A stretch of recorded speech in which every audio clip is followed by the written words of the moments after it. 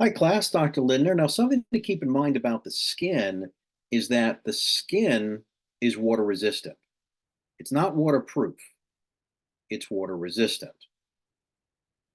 We lose about 500 milliliters or a pint of water a day, and that is called insensible perspiration. This is the moisture and water that we lose that's coming off the skin, that's coming out of our nose, that when we speak, that's coming out of our mouth. That's all moisture that we lose, which is why hydration is so very, very important. Now, why do people get tired when they go to the beach, right? Some people say they get so tired and it's so thirsty. Well, they can get dehydrated. So if you think of ocean water, if you're in the ocean, ocean water is hypertonic. It's a hypertonic solution, which means if you're in it, the water leaves your body because in relationship to the ocean, there's more water in you and there's more salt and solutes in the ocean. So water goes from an area of high concentration to an area of lesser concentration. So you can get dehydrated. But if you're in a pool, like a swimming pool, that's just water, well, now that's hypotonic.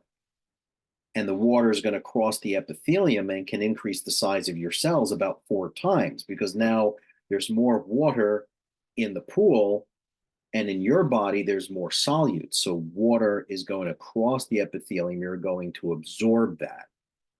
Okay. And you could see that because what ends up happening is when you look at the fingertips, right, or you look at the soles of the feet, they kind of get wrinkly, right? They expand and they get wrinkly. Um, so they'll say, oh, it's time to get out of the water. But one of the theories about that is that if you're in the water and your fingers get that wrinkly type of a appearance, it kind of acts as like tread, like the tread on a tire, which is for friction. Well, if you're in the water and you need to grab fish or you're hunting and fishing, you'd want that to hold tools, right? So it's kind of adding traction and friction so that you can grab things easier when the hands are wet and slippery. And just another interesting feature about the skin is that we use the skin to help eliminate toxins from the body, right? We know when you have a fever, you can sweat and you can eliminate and excrete all the toxic substances from the body. But we can also absorb things from the skin, things from the environment. You want to be careful with what you put on your skin, especially lotions, because they can really mess up your hormones. You want to be very, very, very careful with what you put on the skin because anything you put in the skin gets absorbed, goes through your circulation, goes through the liver.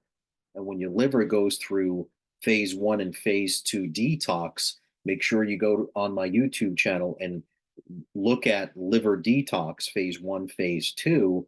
You'll see how important detoxification is. And if you're not equipped with the proper antioxidants, how sick you can become.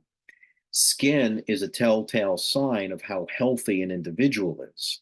If there's lots of acne, it either means that they're deficient in a lot of the omega 3s and the EPA, the eicosapentaenoic acid that's found in fish oils, or they're high sugar in their diet, or lots of fried food, high sugar, lots of fried food, and lots of toxins that the body is trying to push out. The skin can be used for transdermal drug administration, right? Think about motion sickness patches, people that put nicotine patches behind their scalp, areas of thin skin around the genital area, around the scalp, near the occipital area, um, behind the elbow, in that area where the skin may be a little bit thinner, is where the chemicals can diffuse into the skin. You could put creams on the body. You could put magnesium cream that could be sucked into the body. You have to be careful even with smoking, with nicotine, that you can get firsthand smoke, secondhand smoke, and even Third-hand smoke. Third-hand smoke is what you get from, right? First-hand is if you're breathing in the smoke, right? You're the smoker himself.